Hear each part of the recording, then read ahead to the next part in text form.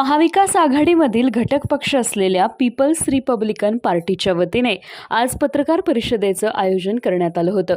नगर दक्षिण लोकसभा मतदारसंघातील महायुतीचे उमेदवार डॉक्टर सुजय विखे यांना भरघोस मतानं निवडून आणण्यासाठी पीपल्स रिपब्लिकन पार्टी पूर्ण प्रयत्न करत असून महाविकास आघाडीनं डॉक्टर बाबासाहेब आंबेडकरांच्या केलेल्या अपमानाचा बदला या लोकसभा निवडणुकीत घेतला जाईल असा इशारा यावेळी पीपल्स रिपब्लिकन पार्टीच्या वतीने देण्यात आला असून पक्षाच्या धोरणासंदर्भात पदाधिकाऱ्यांनी आपली भूमिका स्पष्ट केली आहे. आज आम्ही पीपल्स रिपब्लिकन पक्षाच्या वतीने सर्व कार्यकर्त्यांसमवेत आज आम्ही महायुतीच्या प्रचारार्थ आज आम्ही पत्रकार परिषद घेतलेली आहे.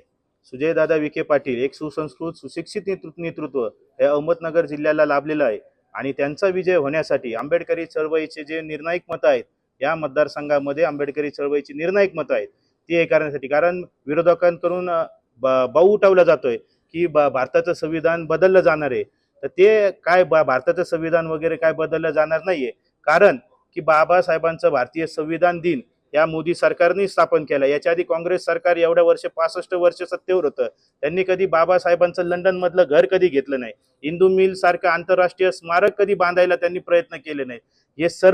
या सर्व गोष्टी जे नरेंद्र मोदी सरकारच्या काळामध्ये, फडणवीस सरकारच्या काळामध्ये, शिंदे सरकारच्या काळामध्ये होत आहेत की बाबासाहेबांचा सतत सन्मान करण्याचं जे धोरण बीजेपी सरकारने केलेलं आहे त्यांना पाठिंबा दर्शवण्यासाठी वेळोवेळी अपमानित करणाऱ्या काँग्रेस राष्ट्रवादी सरकारला आम्ही तो बाबासाहेबांचा अपमान असो, बाबासाहेबांना निवडणुकीमध्ये पाडण्याचं जे धोरण असो, बाबासाहेबांचा सतत अपमान करण्याचं जे धोरण असो, याचा बदला कुठेतरी आम्हाला घ्यायचा आहे.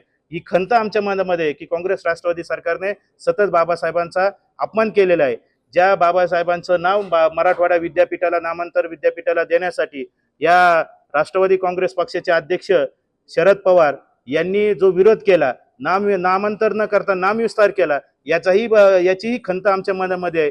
या सर्व गोष्टींचा बदला घेण्यासाठी खैरलांची हत्याकांड घडत असताना की ज्या खैरलांची गावाला या शरद पवार सरकारच्या गृहमंत्री असताना आर पाटलांनी त्याला तंटामुक्तीचा मोठा एक पुरस्कार दिला की हे असताना खैरलांची घटना एवढी मोठी घडत असताना काँग्रेस राष्ट्रवादी सरकारने त्या गावाचा सन्मान केला. या गोष्टीचा बदला घेण्यासाठी आम्ही काँग्रेस राष्ट्रवादी सरकारचं, शरद पवार साहेबांचं, उद्धव ठाकरेंचं निषेध करण्यासाठी आज आम्ही भारतीय जनता पार्टी बरोबर आहे. आम्ही आंबेडकरी चळवळीला एक आव्हान करतो की ज्या वेळेस बाबासाहेबांचं हिंदू मिलचं स्मारक असेल, लंडनचं घर असेल, बाबासाहेबांचा जो गौरव करतात, संविधान दिन असेल, संविधान वाचविण्यासाठी, संविधानाच्या रक्षणासाठी भारतीय जनता पक्षाला आपल्याला मदत करायची आणि मोठ्या मताधिक्याने आंबेडकरी चळवळीच्या बौद्ध समाजातील सर्वांना विनंती आहे की मोठ्या मताधिक्याने सुजयदादांना निवडून कसं आणता येईल यासाठी आपण प्रयत्न करूयात.